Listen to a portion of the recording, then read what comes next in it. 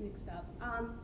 I just want to thank everyone for taking the time to encourage us and to just show us that no matter what level of school we're in, just because we're community college students doesn't mean we can't achieve incredible things, and I'm so grateful for this opportunity to speak. I wanted to open up with a question. How many of you like to shop online deals? Shop sales, whatnot? What do you notice on a lot of those clearance tags? They tend to run with the color red. That's linked to our evolutionary. It's no hidden secret. Hi, my name is Kristin, and today I'm going to show you how that impulsivity can not only affect your shopping habits, but your crime rates. So we begin with what is impulsivity? And to put it bluntly, it's just a problem with self-control. You can't quite control your own tendencies and urges, your desires. It's a personality trait. It's not learned. It comes from your genes. You can't help it. All you can do is attempt to control it. So getting into the genetic aspect of it, we look at a particular mutation, the HTR2B gene, which essentially translates to the warrior gene.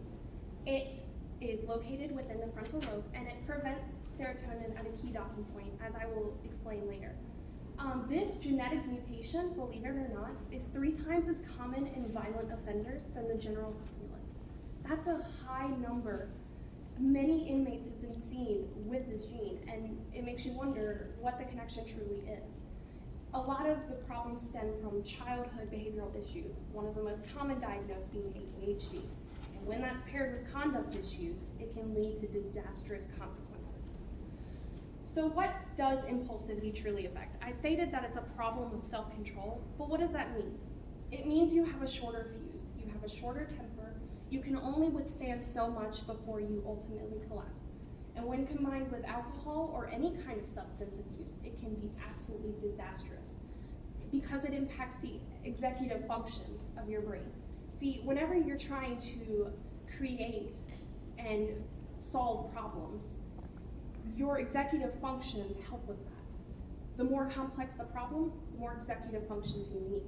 As a result, because of this short fuse and disastrous combination with alcohol, those two, when working together, can cause your brain to essentially short circuit, and you have no potential of seeing any future consequences.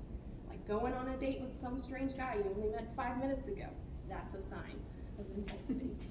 It can lead to your possible future criminal involvement. Now, I'm not saying all people with impulsive behaviors are going to be criminals. But, as I stated earlier, you're 3 times more as likely to be seen as a criminal offender. And that doesn't mean just violent offenders. It can be property crimes, embezzlement, fraud, you name it. You're probably going to have a future criminal involvement if you don't keep yourself in check. And it can lead to antisocial behaviors. A lot of times, you disconnect yourself from the world.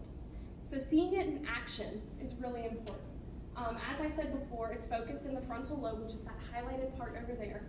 And it prevents serotonin at a key dock. Serotonin is what gives us our pleasure, makes us feel good when we do things. And so because it does not allow serotonin to dock at this point, you have to engage in more risky behaviors in order to fulfill that need and that self-gratification.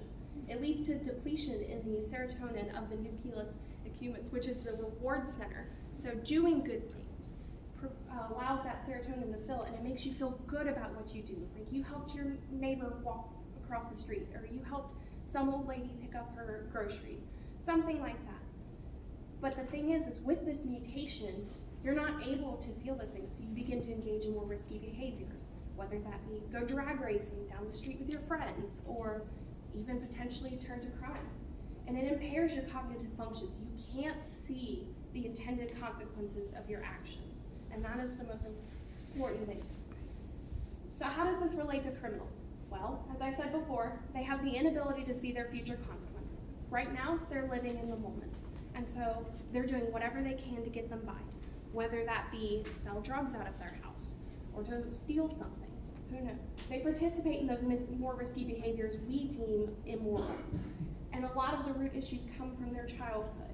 And so all forms of crime, the violent is more commonplace, are represented when looking at impulsivity.